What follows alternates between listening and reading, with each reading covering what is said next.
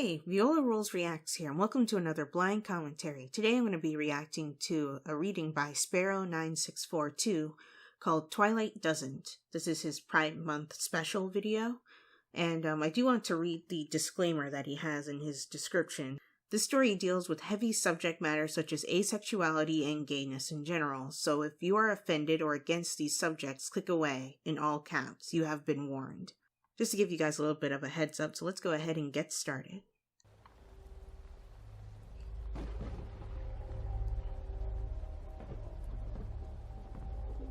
By the way, I should also mention that I made the cover art for this particular story.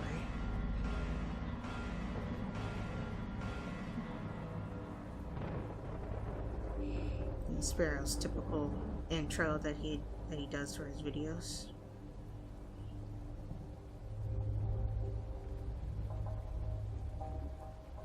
Maybe it'd be fitting to have an intro that's not horror themed, since this is not a horror story, but meh.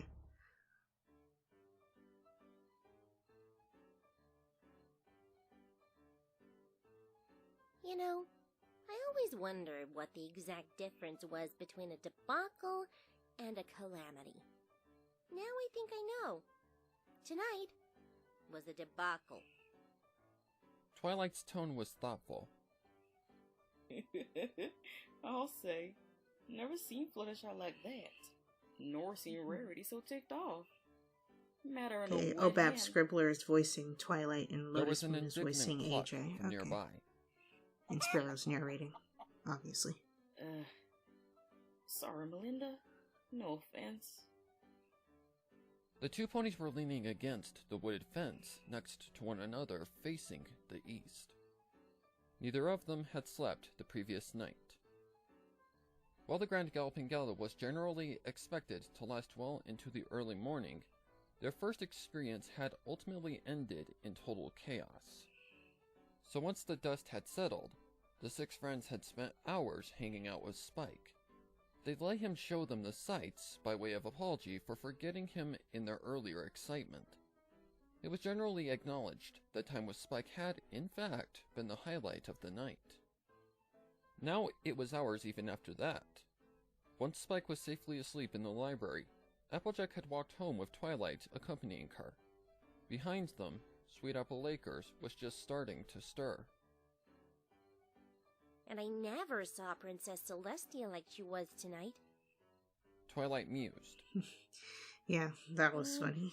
I'm glad she was happy. It was the happiest I've ever seen her, aside from when Princess Luna returned. But in all the years I've been her student, she always seemed so serene, so formal, almost aloof. Maybe she just wanted to see that snot-nosed nephew of hers get his comeuppance. Applejack suggested. I gotta say, I weren't too impressed with him myself. When I think of what that critter said about my apple fritters, it still makes my blood boil. Not to mention how he treated Rarity. Yeah. Yeah, Can only worst date imagine what it ever must for be Rarity. like, having your heart broken like that. This story happened right after Well, now, season 1. I don't know if I'd go Season 1's that finale, far. if that isn't obvious. Applejack rolled her eyes a little. You gotta bear in mind, this is Rarity. And as much as I love her to death, she can be kinda, Drama queen? yeah, a little. A little? Still, I suppose it must be disappointing. Having your cap set for a fella and finding out he's such a jerk. Been worse than being told off from the start. Twilight looked out at the dawn. I suppose. I've never had the experience. Never been turned down? Or never asked a jerk? Never been in No, love, I probably. mean, I've never asked. Oh, well, I guess that makes sense. But you've been asked. Twilight shrugged. I suppose. Applejack nodded. Yeah, that's about where I'm at. But Rarity... I do declare, I've never seen a man with such I demand do and taste for declare. a fella set up and get up. That doesn't Twilight sound cocked like an eyebrow. something AJ would say. Meaning? Well, let's just say a pony's gotta be able to afford her. Now, don't get me wrong. I ain't calling her a gold digger. That girlie gave her own tail to help a critter out, and we were both there when she did. But Celestian knows she's a mare who wants for pampering. Them as cans need not apply. She added at Twilight's frown. Me? I ain't so demanding. Applejack mused, her own gaze returning I'm eastward. guessing she had to All I re-record want's a something because the pony I line know I suddenly can sounded love different. and know that they love me back. Some pony I can wake up with in the morning and watch him sleep for a little before I get up. She smiled. Some pony I can trust with my heart, even when times are bad, and who smiles when I touch their mane. The rest is kinda negotiable, you know? Then her smile faded, and she went on. But me and Sweet Apple Acres, we're a package deal. They wouldn't have to buck apples or paint the barn. I can do all that myself. But to be with me, they'd have to move in here. The farm is a big part of my life, Twi. I'll support them in all of their endeavors, but I need them to support me in mine. Applejack sighed, concluding. And for the few ponies I've ever looked at, that's been a deal breaker. A big one. Oh, Twilight stared. I guess that's why crazy. Granny never got hitched, It's so maybe? beautiful here. How? Applejack shrugged. I don't know, but that's the way it is. I reckon Big Mac might get hit someday. Maybe he'll move out. Or maybe they'll raise their kids here. I'd like that. Applewood will find some pony too. Like as not. And maybe she'll move off somewhere to be with him. Though I'd miss her something fierce. But for me, I'll live out my life right here on the farm. With an apple tree on my grave when I pass. She smiled again. And that suits me right down to the ground. The breeze toyed with their manes as it went by, smelling pleasantly of apple blossoms and green grass. After a time, Applejack finally said, So what do you look for? Huh? In a partner. Oh. a pause. I don't. Applejack cocked her head. You mean like it'll happen when it happens? No, I mean like I'm not looking for anything to happen. Twilight hesitated for a moment, Okay. and then took the plunge. I guess this is the asexuality part of the story. I'm not attracted to any pony. Mares, stallions, whatever. I'm not into it. I'm asexual. Applejack blinked. Oh. Well, alright then. You okay there? Relieved and glad, Twilight leaned her head on Applejack's shoulder. I'm fine. Thanks. Smiling, Applejack leaned her head on Twilight's. Anytime, Sugar Cube. After a while, they were side by side again. Twilight's gaze turned wistful. 2 bits for your thoughts. I Oh. like that line. I was just remembering when I tried to talk to my mom about it. It didn't go so well. She want a grandful someday, huh? Twilight shrugged. It wasn't even that. She was just so convinced that I could never have a fulfilling life unless I was doing it. Oh, She slipped into an impression of her mother. Oh, honey, I just know you'd like it if you tried it. Applejack stared at her. Yikes. Seriously? Uh-huh. I tried to explain it to her. That I didn't want to try it. That I was perfectly happy without... She just couldn't get it. I mean, she wasn't mean about it. And she tried to be supportive toward the end. But just the same, I walked away thinking that maybe there was something wrong with me after all. Sounds pretty rough. How old were you? 13. And yeah, I was pretty wrecked. Fortunately, I'd been Princess Celestia's student for a while by then, and I talked to her about it when I got back from break. Yeah, I gotta say, the princess is a fine lady.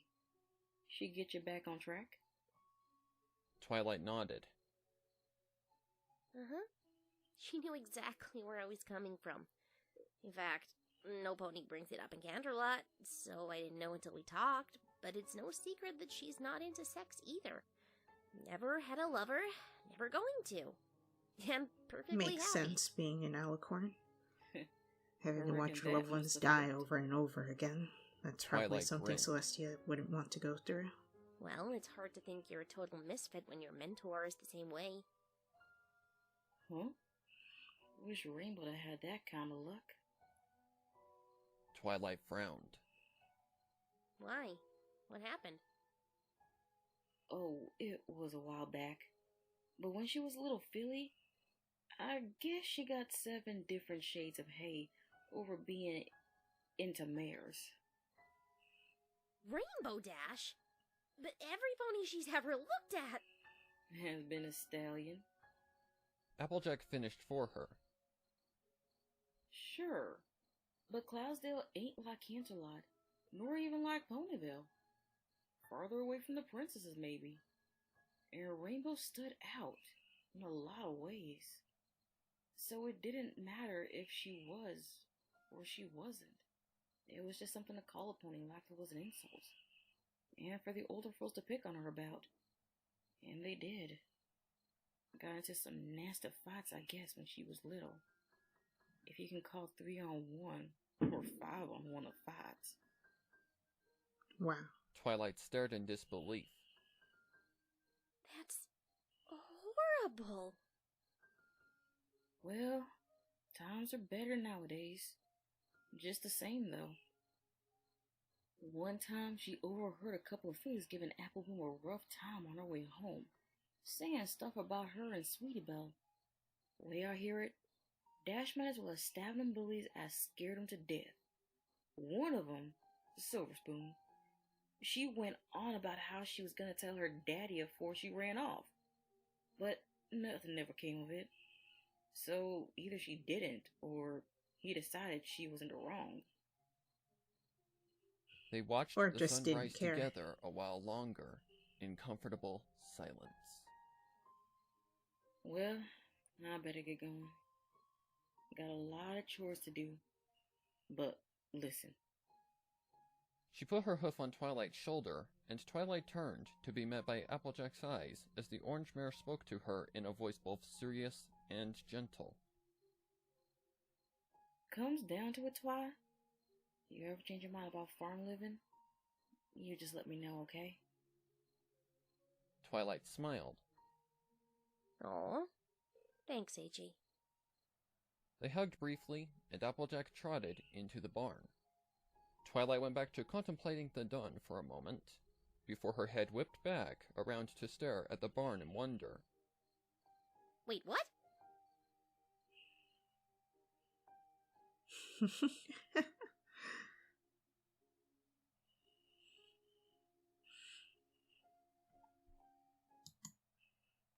No matter who you are, no matter what color skin you have, no matter your gender, no matter your choice on what you choose to be, you are loved no matter what.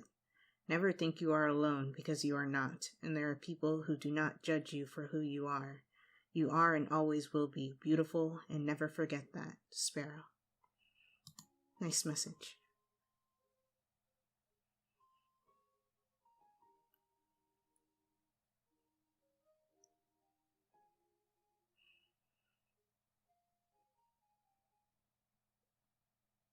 Okay, and that's the end of that video. I like that story a lot, and I also like the themes that it touched on, like the asexuality thing and LGBTQ and the acceptance or not acceptance of the different aspects of it. But yeah, it was a nice short little story. The voice actresses did a very good job, and Sparrow did a very good job narrating, as always.